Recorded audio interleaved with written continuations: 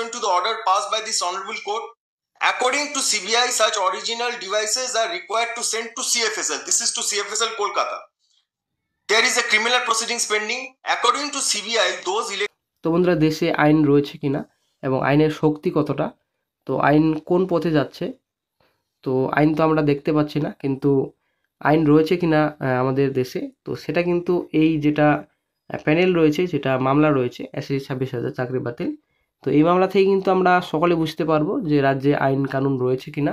তো আমরা কিন্তু সকলে জানি এখানে যে 26,000 চাকরি বাতিল যেটা প্যানেল রয়েছে, আমরা সকলে জানি কতটা অস্বচ্ছ হয়েছে, কতটা অবৈধভাবে নিয়োগ করা হয়েছে, রাজ্য সরকার কতটা দুর্নীতি করেছে এই প্যানেলে, সেটা কিন্তু আমরা সকলে জানি। তবুও যদি কোনো রকম যদি যেটা জাজমেন্ট, যদি কোনো রকম যদি জাজমেন্ট যদি ভালো না আসে, যদি একটা রাজ্যের তরফ থেকে যদি জাজমেন্ট আসে, তো সব থেকে কিন্তু খারাপ ব্যাপার হবে, ঠিক আছে।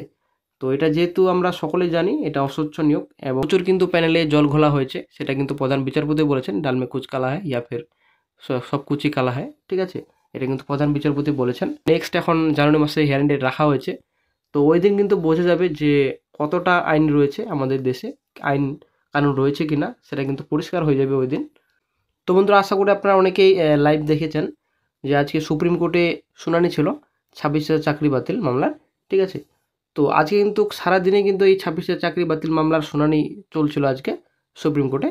তো বন্ধুরা, আজকে কি মামলার কি আপডেট রয়েছে, তো আজকে সম্পূর্ণ তথ্য আলোচনা করব। তো আজকে কি জাজমেন্ট হয়ে গেছে নাকি কোন দিন আবার নেক্সট হিয়ারিং ডেট রাখা হয়েছে, আজকে সম্পূর্ণ তথ্য আলোচনা করা হবে এই ভিডিওতে। সঙ্গে থাকুন, ভিডিও শেষ পর্যন্ত দেখুন। চ্যানেল নতুন দর্শক অবশ্যই চ্যানেলটিকে সাবস্ক্রাইব করে দেবেন। তো বন্ধুরা, হাইকোর্ট তো সঠিক জাজমেন্টই দিয়েছে 26,000 চাকরি বাতিল মামলায়। প্রধান বিচারপতি এই কথাটি বলেছেন। তো 22 লক্ষ ওএমআর ডেটা নিয়ে প্রশ্ন সিবিআইকে। তো আজ বৃহস্পতিবার এসএসসি 26,000 চাকরি বাতিল মামলার শুনানি শুরু হয়েছে সুপ্রিম কোর্টে।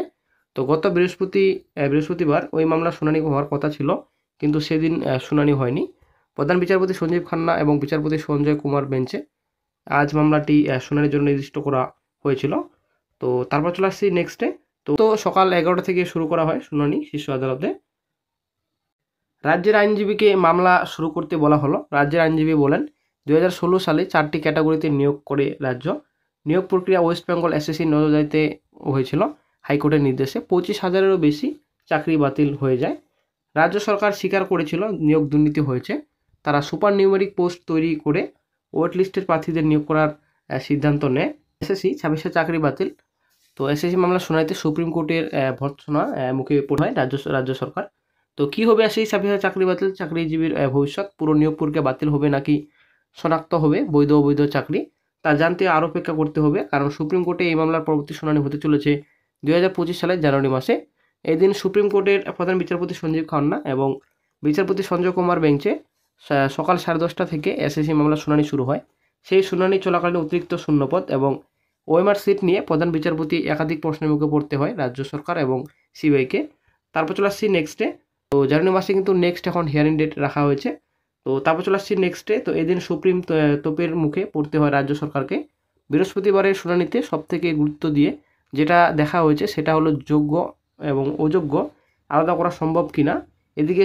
এদিকে শুনানিতে এসএসসির 2016 সালে পুরো প্যানেলকে নিয়ে সন্দেহ প্রকাশ করেন প্রধান বিচারপতি। এদিন শুনানির প্রথমেই রাজ্যের অবস্থান জানতে চান প্রধান বিচারপতি। বৃহস্পতিবার শুনানিতে শীর্ষ আদালত মূলত যোগ্য এবং অযোগ্য চাকরি প্রাপকদের বাছাই করার উপরেই জোর দিয়েছে। সম্ভাব্য কোন উপায়ে তা করা যায় সেই ইঙ্গিতও দিয়ে রেখেছে।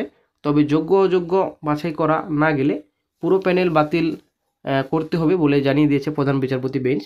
প্রধান বিচারপতি বলেন, যোগ্য অযোগ্য বাছাই করা না গেলে পুরো প্যানেল বাতিল করতে হবে। দেন চলে আসি নেক্সটে। মামলার শুনানিতে এদিন প্রধান বিচারপতি বলেন, নম্বরে কারচুপির বিষয়টি স্পষ্ট হয়েছে। লিখিত পরীক্ষার নম্বরও বাড়িয়ে দেওয়া হয়েছে। এক্ষেত্রে যোগ্য এবং অযোগ্য প্রার্থীদের আলাদা করে বাছাই করতে রাজ্য সরকারের সম্মতি রয়েছে কিনা তা জানতে চান প্রধান বিচারপতি। রাজ্যের আইনজীবী এই প্রসঙ্গে জানান, যোগ্য এবং অযোগ্য প্রার্থীদের বাছাই করার ক্ষেত্রে তাদেরও সমর্থন রয়েছে। মামলার শুনানিতে এসএসসি তরফে তাদের আইনজীবী আদালতে যান।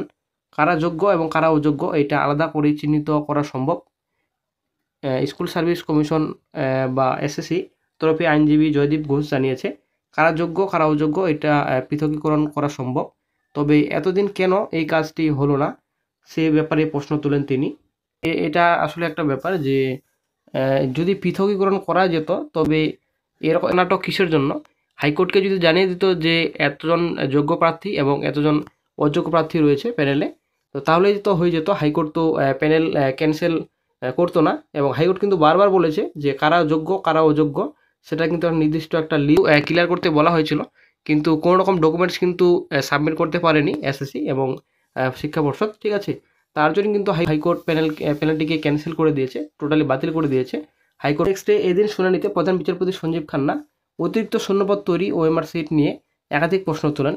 বিচারপতি রাজ্যের কাছে জানতে চান অতিরিক্ত শূন্যপদ তৈরি ওএমআর সিট নিয়ে। তিনি জানতে চান ওএমআর সিট নষ্ট করে দেওয়া যায় তার কোনো নিয়ম আছে? ওএমআর সিটের মিরর ইমেজ কি এসএসসি সংরক্ষণ করেছিল? এসএসসির কি উচিত ছিল না মিরর ইমেজ রেখে দেওয়া? কারণ এই ক্ষেত্রে আসল নথি হচ্ছে ওএমআর সিট পড়ে ভর্তি করা হয়ে থাকে বা পরিচয় গোপন করা হয়ে থাকলে সেটা ওএমআর থেকে দেখা যেত। ওএমআর সিট নিয়ে উদ্বেগও প্রকাশ করেন সুপ্রিম কোর্টের প্রধান বিচারপতি সঞ্জীব খান্নাও।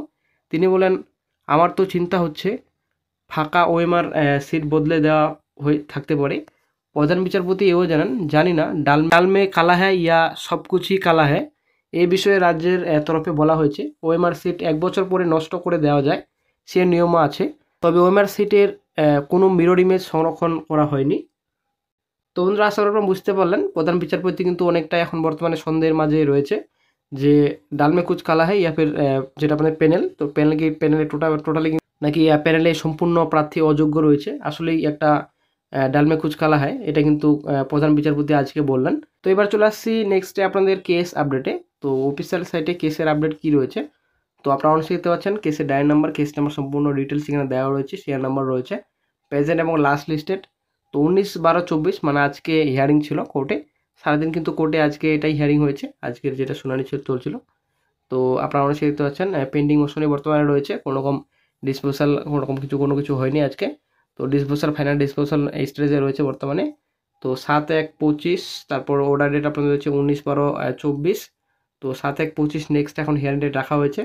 এটা অর্ডার ডেট আপনাদের রয়েছে 19/12/24 তারিখে, মানে আজকের অর্ডার ডেটে 7/1/25 নেক্সট এখন হিয়ারিং ডেট রাখা হয়েছে। The OMR sheets were never published. This is something where, my lords, in my respective submission, goes to the root of the matter. Where what is it that we are looking at which says that there is a manipulation and that the marks have been manipulated? Absolutely nothing is made available.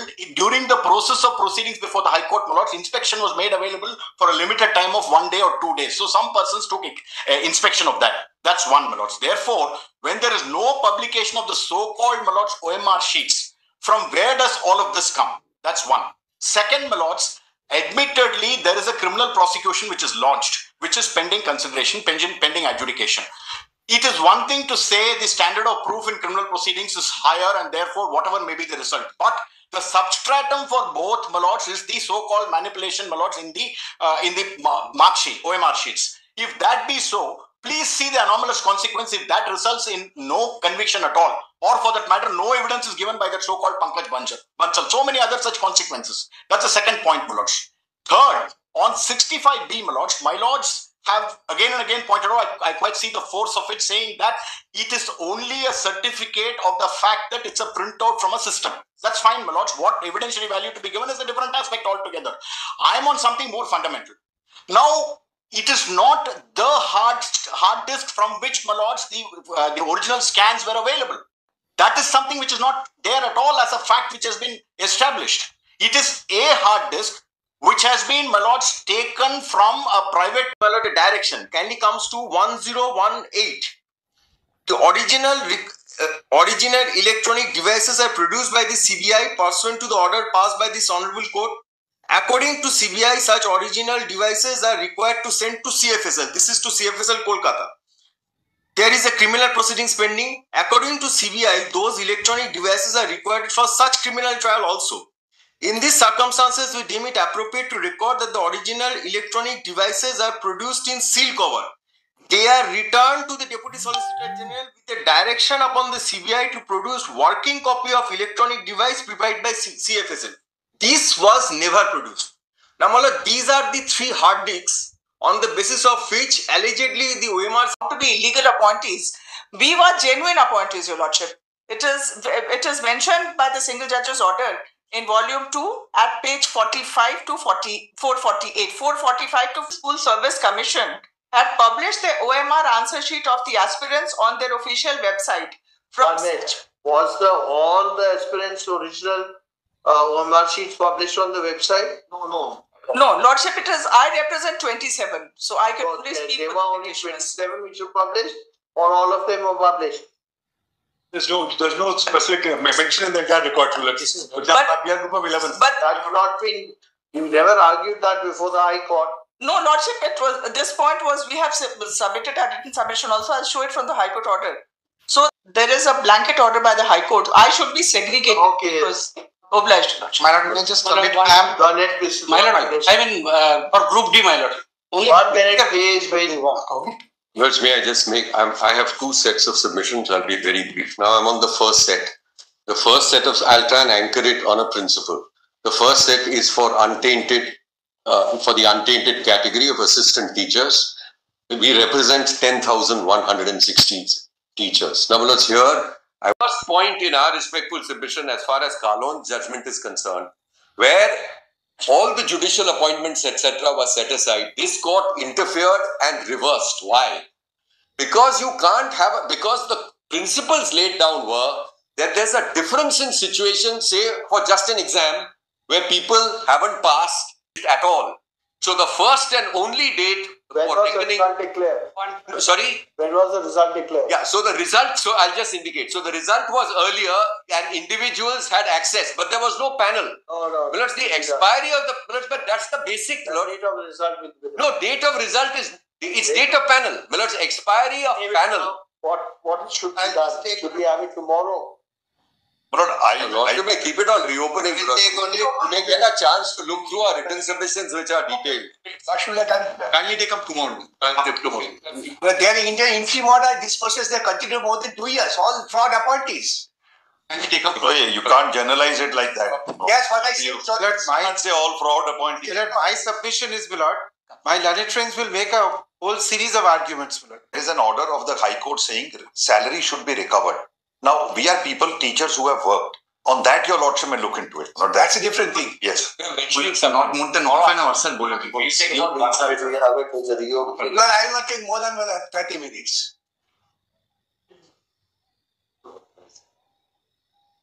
We are reopening third. Fourth. Let us, Fourth is Friday. they will not sit Then one the time. next week, Tuesday next. That is 7th, my lord. 7. Look, may I mention a different matter? But date fixed on 4th. No, 7. Item number 1 is item number 7th. Item number 1. As item now. That it should be the item number 1 as a continuing. Yeah.